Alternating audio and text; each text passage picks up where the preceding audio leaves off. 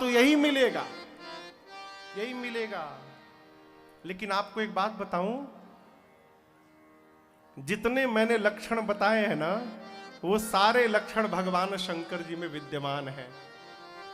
और यदि आपकी बिटिया का विवाह शिव जी से हो गया ना, आपकी बेटी का कल्याण हो जाएगा।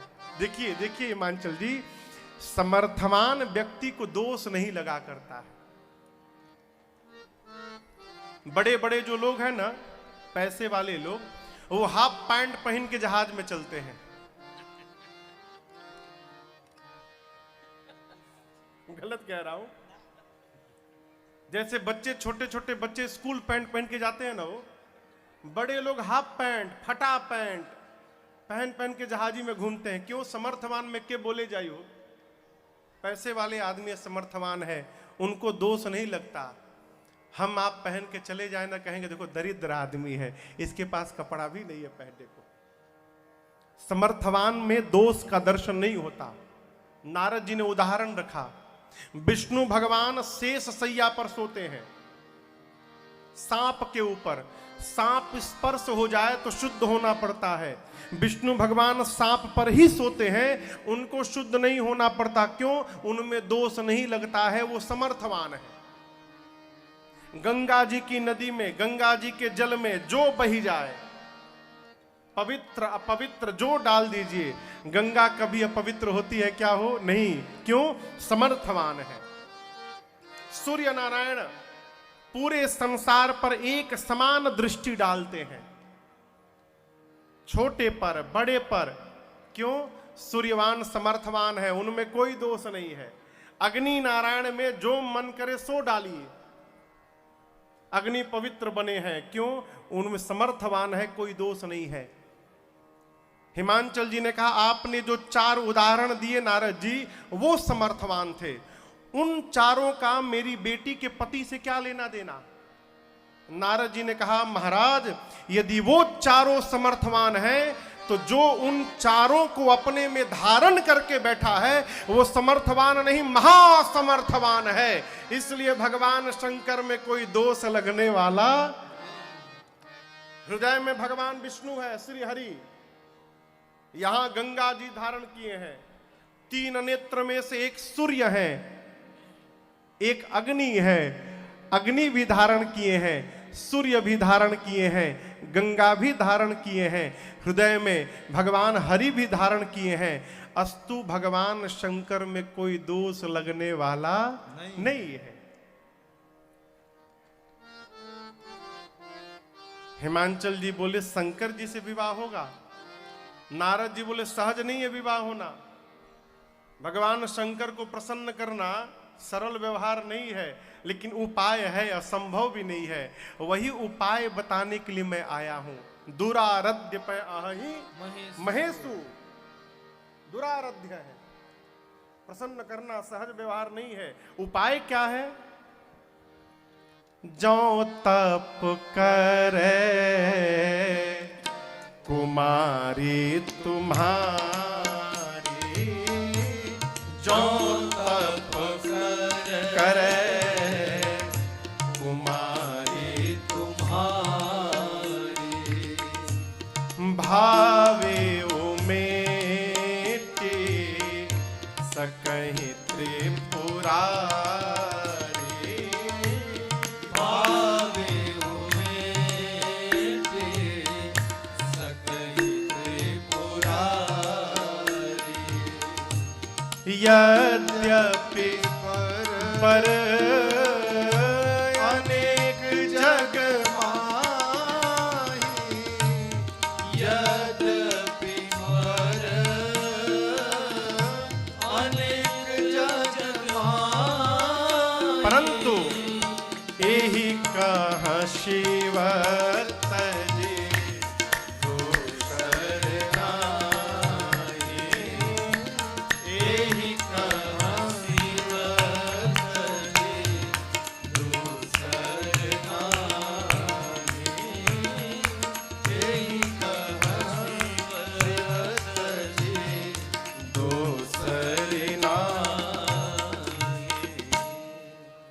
नारद जी ने कहा, यदि आपकी बेटी जाकर तपस्या करेंगी तो भगवान शंकर अवश्य प्राप्त होंगे।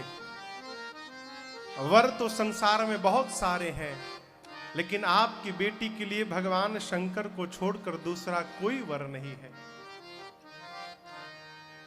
जीवन में आराम से कुछ नहीं मिलना चाहिए। तपस्या करने के बाद जब कुछ प्राप्त होता है ना, तो प्राप्त हुई वस्तु का जीवन भर मनुष्य देखभाल करता है, उसके मोल का पता चलता है। आराम से मिलने पर उसका दर्द पता चलने वाला नहीं है।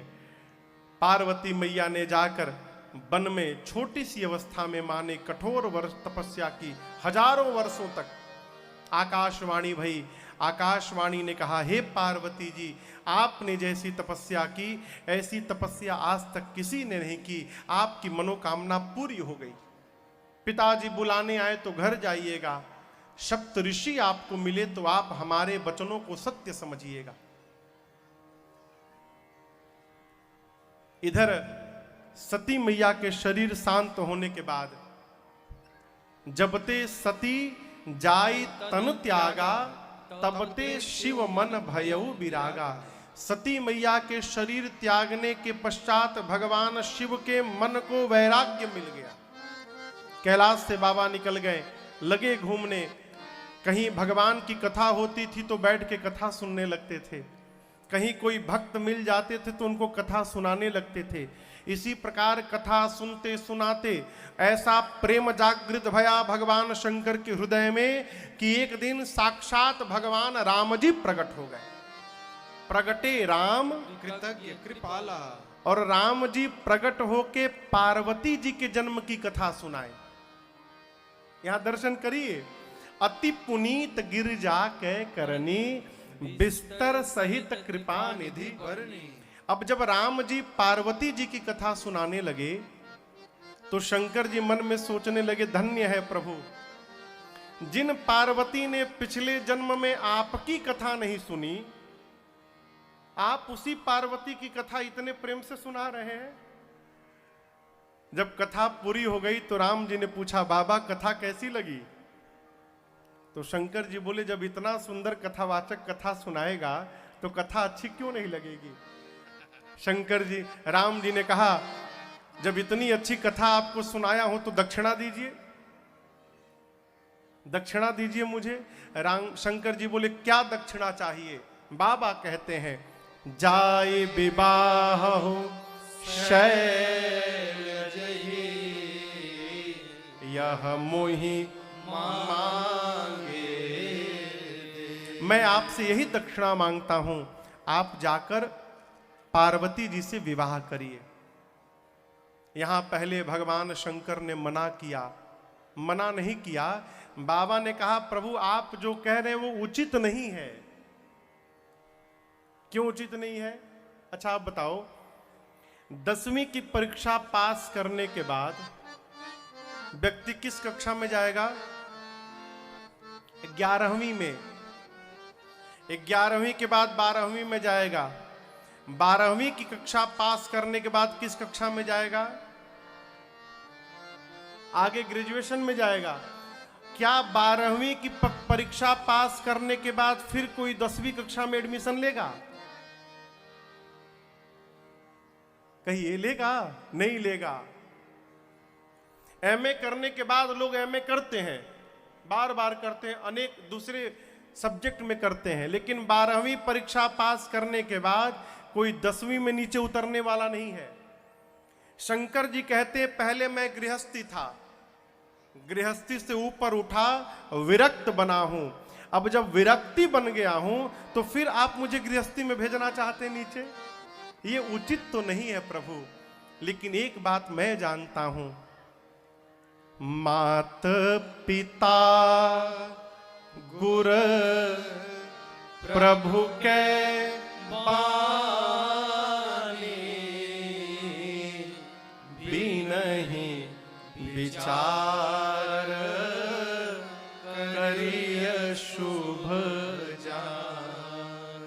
ये चौपाई माई बाप हमारे आपके जीवन के विकास के लिए नींव का पत्थर है।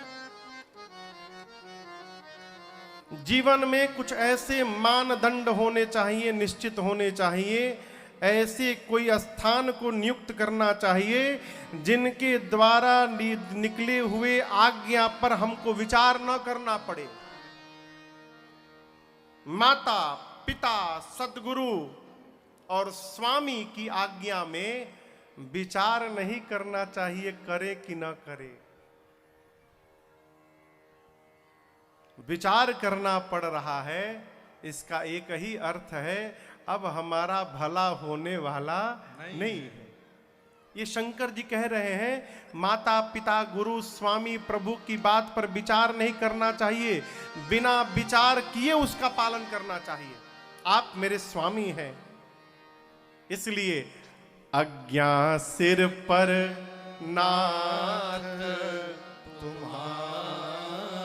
आपने जो कहा प्रभु सिरोधार्य है, मैं तैयार हूं। राम जी अंतर ध्यान है। शंकर भगवान सोचने लगे, पार्वती जी ने पिछले जन्म में मेरे भगवान की परीक्षा ली थी, इस जन्म में मैं पार्वती की परीक्षा लूंगा। सप्तऋषियों को बुलाकर भगवान शंकर ने पार्वती जी की परीक्षा के लिए विदा किया। सप्तऋषि परीक्षा लेने आए। क्या परीक्षा लेकर पाए? मां की निष्ठा का दर्शन हुआ। देखिए,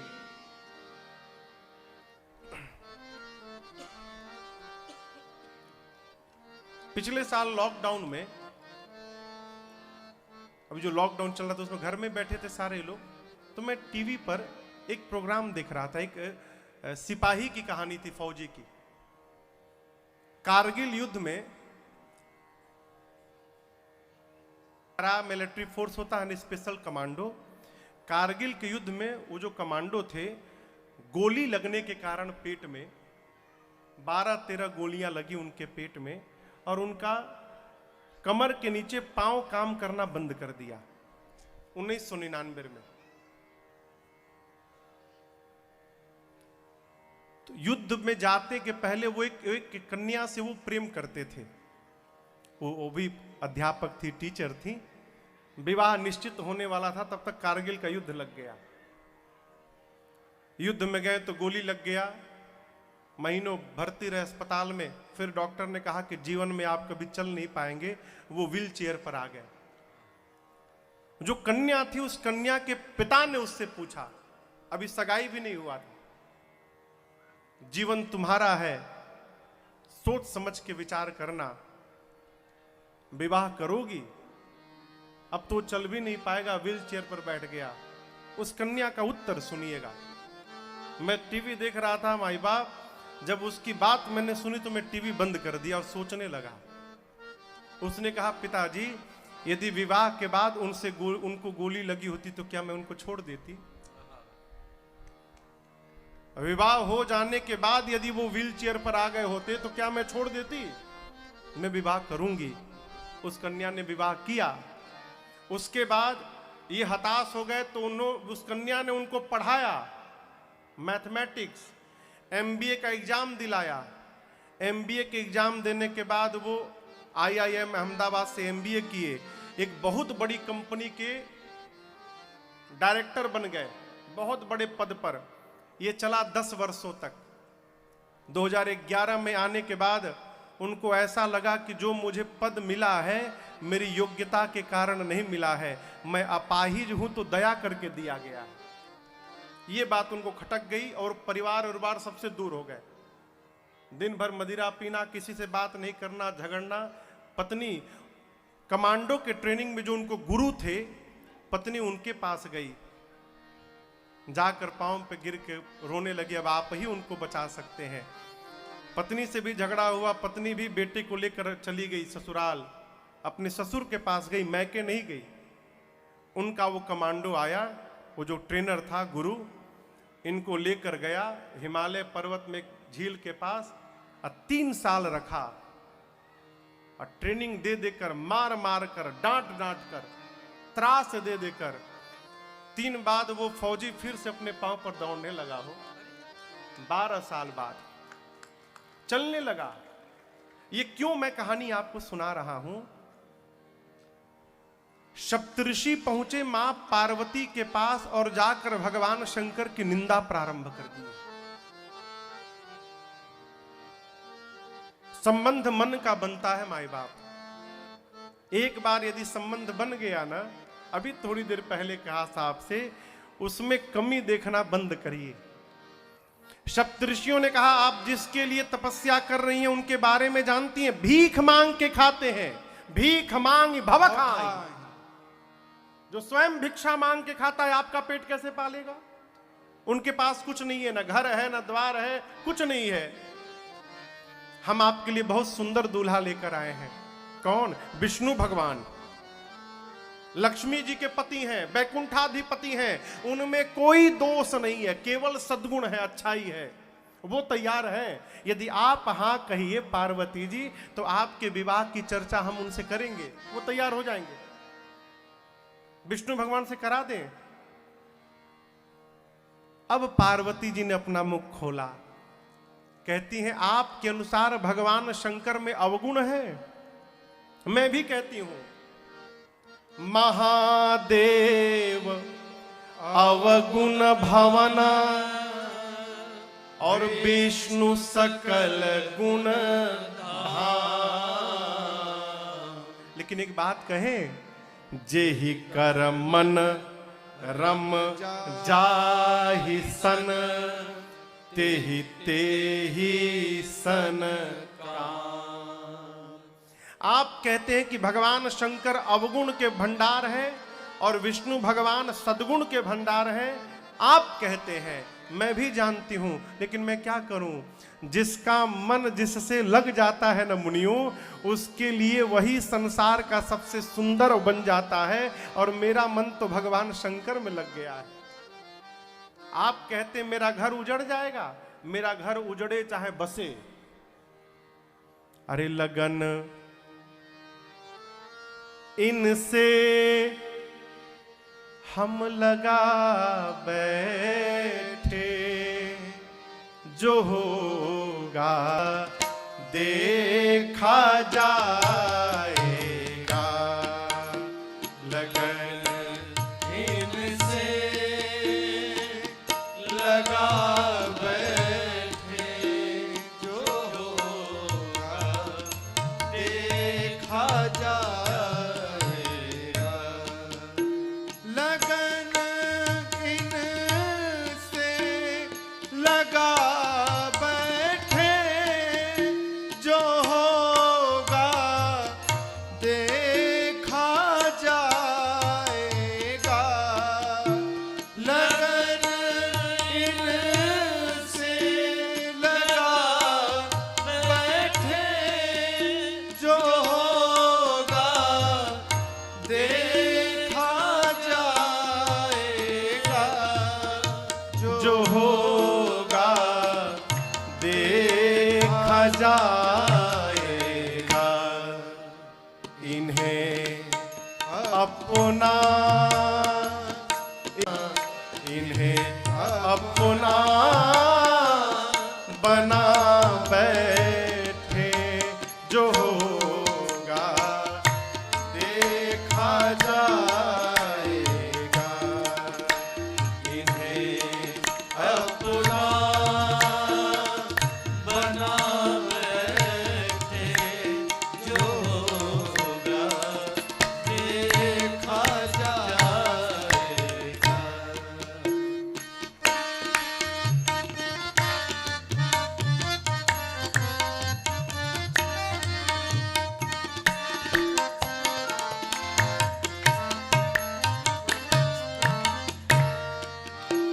कभी डर था कि ये दुनिया हमें बदनाम कर देगी। कभी डर था कि ये दुनिया हमें बदनाम कर देगी।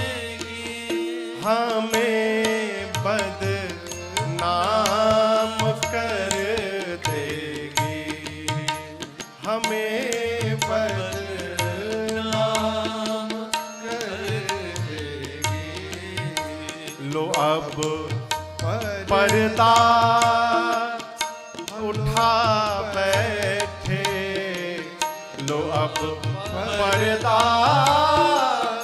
उठा बैठे, जो होगा देखा जाएगा,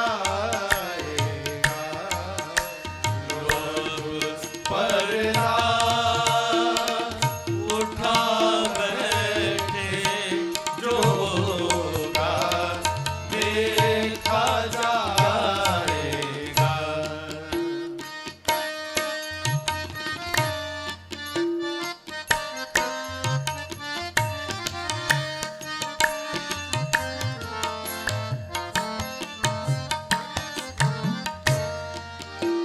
दीवाने बन गए तेरे तो फिर दुनिया से क्या मतलब।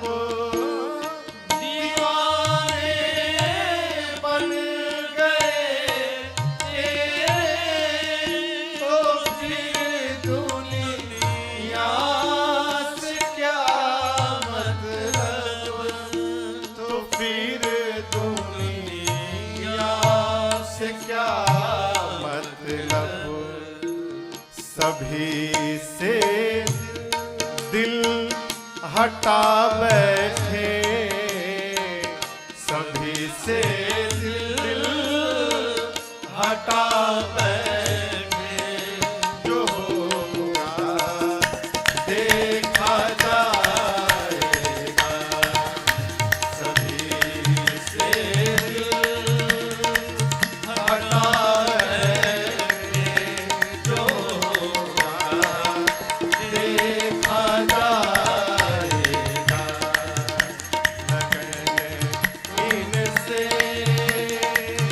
लगा बैठे, जो होगा देखा जाएगा, जो होगा देखा जाएगा, जो होगा देखा जाएगा, जो होगा देखा जाएगा। लो अब पर्दा उठा बैठे, लो अब पर्दा उठा बैठे, जो होगा देखा जाए। इस पर्दे ने हमको आपको दूर किया है। पर्दा जानते हैं क्या? सबसे बड़ा रोग का कहेंगे लोग है, लोग का कहेंगे हो।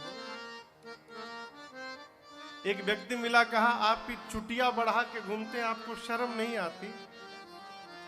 हमने कहा आप कटा कर घूमते हो, आपको शर्म नहीं आती? हमने बढ़ाई नहीं है, आपने कटवा ली है। ये हमारी पहचान है, हमने अपनी पहचान को बना के रखा है और आप अपने पहचान को मिटा करके घूम रहे हो। आप पर्दे को हटा कर लगा करके बैठे हो, लोग क्या कहेंगे? हमने पर्दा उठा कर बैठा है, जो कहना कहने दीजिए, हमको पता है ना कि हम क्या है? पर्दा मिटाइए। आपको एक विनोद की बात बताऊं, एक जगह शास्त्रीय संगीत का कार्यक्रम चल रहा था, क्लासिकल संगीत। हाँ, एक आदमी गाने का शौकीन, उसे पता नहीं था कि क्लासिकल संगीत क्या होता है। गाना हो रहा है, आगे का टिकट 5,000 रुपए का, सोचा सबसे आगे बैठूंगा और सुनूंगा। 5,000 का टिकट लेके जाके बैठ गया। शुरू भैया आए, जो विशारद थे गायन में, क्लासिकल संगीत के, वो गुरुजी आए, बैठे, अगल बगल वीणा लेकर 2 बहनें बैठी, तबला हारमोनियम। शुरू है, बाट चलत मोरी चुनरी रंग डाली, बाट चलत मोरी चुनरी रंग डाली, बाट चलत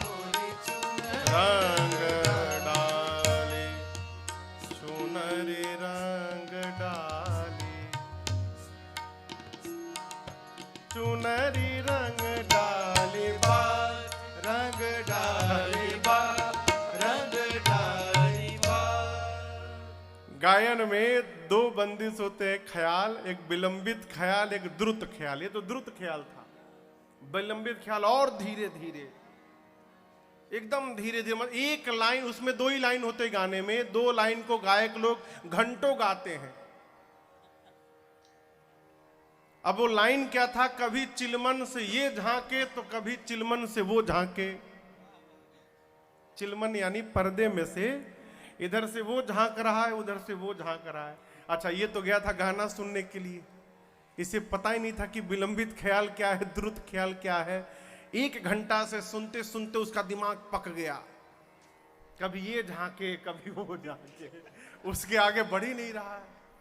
बर्दाश्त नहीं हुआ तो खड़ा हुआ, आगे ही बैठा था, बोला बंद करो, पहले उस चिलमन में आग लगाओ, न ये झांकेगा ना वो झांकेगा।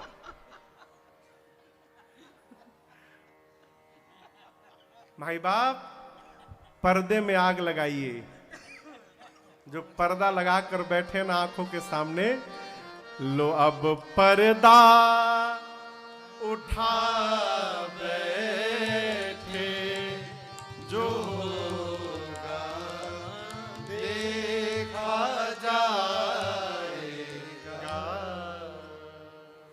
पार्वती जी ने कहा कि आप कह रहे हैं कि नारद जी की बात मानकर मेरा घर उजड़ जाएगा। मैं कहती हूं मेरा घर उजड़े चाहे मेरा घर बसे, मैं अपने गुरु जी के वाक्य का त्याग करने वाली नहीं हूं।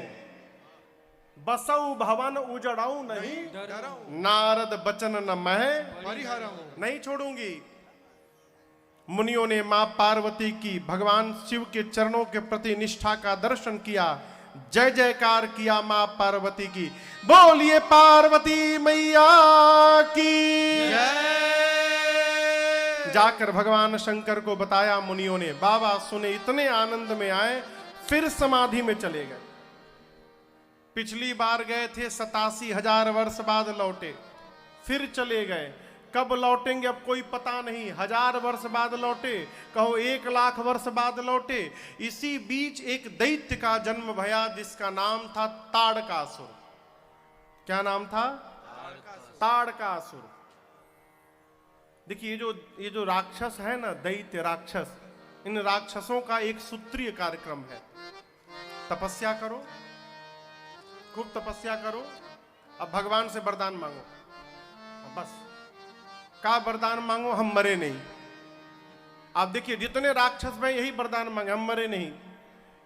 प्रहलाद जी के पिता हिरण्यकश्यप भगवान से बोला मरूं नहीं। ब्रह्मा जी बोले कुछ और मांगो। सोचो सोचो किससे नहीं मरूं, तो बोला दिन में न मरूं, ठीक, रात में न मरूं, बहुत सुंदर। और सोचो स्त्री से न मरूं, पुरुष से न मरूं, बहुत सुंदर। और सोचो पशु से न मरूं, मनुष्य से न मरूं, और सुंदर। और सोचो भीतर न मरूं, बाहर न मरूं, बहुत सुंदर। कुछ छूटा है? हाँ, नीचे न मरूं, ऊपर न मरूं। आधे घंटे तक यही सोच के मांगता रहा, इससे न मरूं, उससे न मरूं, यहां न मरूं, वहां न मरूं। पूरा सोचा। ब्रह्मा जी बोले सोच लिए? बोले पूरा सोच लिया।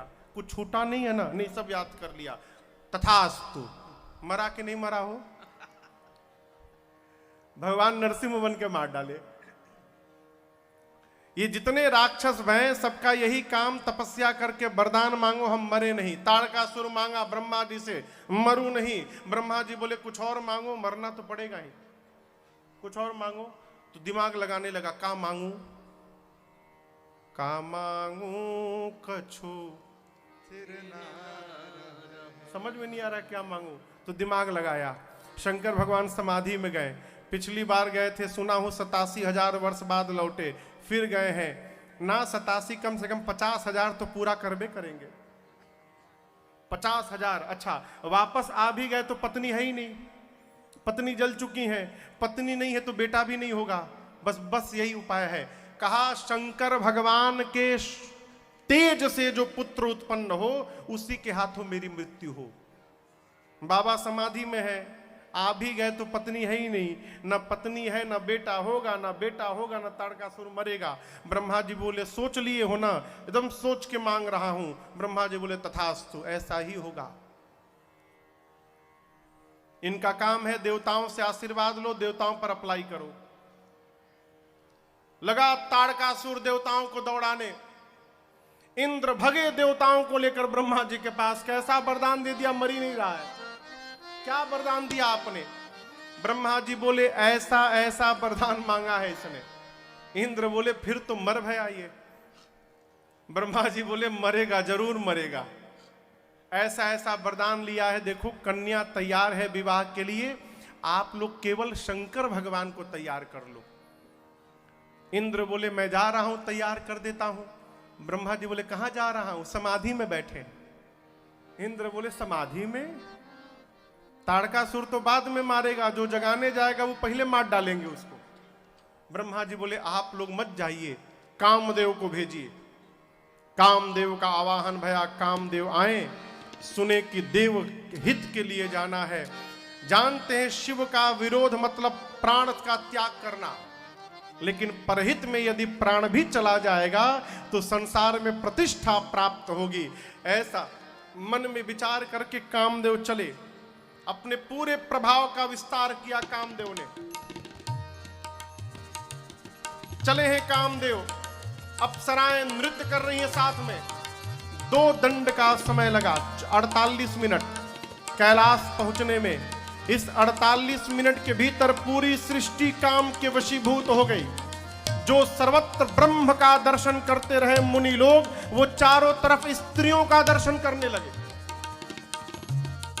परंतु शंकर भगवान पर कामदेव का कोई प्रभाव नहीं पड़ा। क्यों? शंकर भगवान पर राम जी का प्रभाव पड़ा है, और जहां राम का प्रभाव पड़ जाए वहां काम का प्रभाव पड़ने वाला नहीं है। काम देखा, मेरा तो प्रभाव नहीं पड़ा। अब अपनी मृत्यु को निश्चित जानकर कामदेव एक आम के पत्तों के पीछे चढ़कर छिप गया। धनुष पर 5 बाण रखकर खींचा कामदेव ने, भगवान शंकर के हृदय में उतार दिया।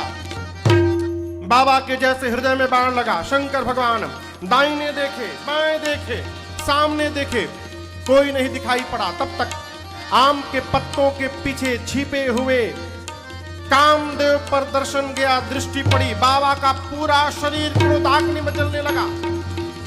बाबा का तीसरा नेत्र खुला। ताबसी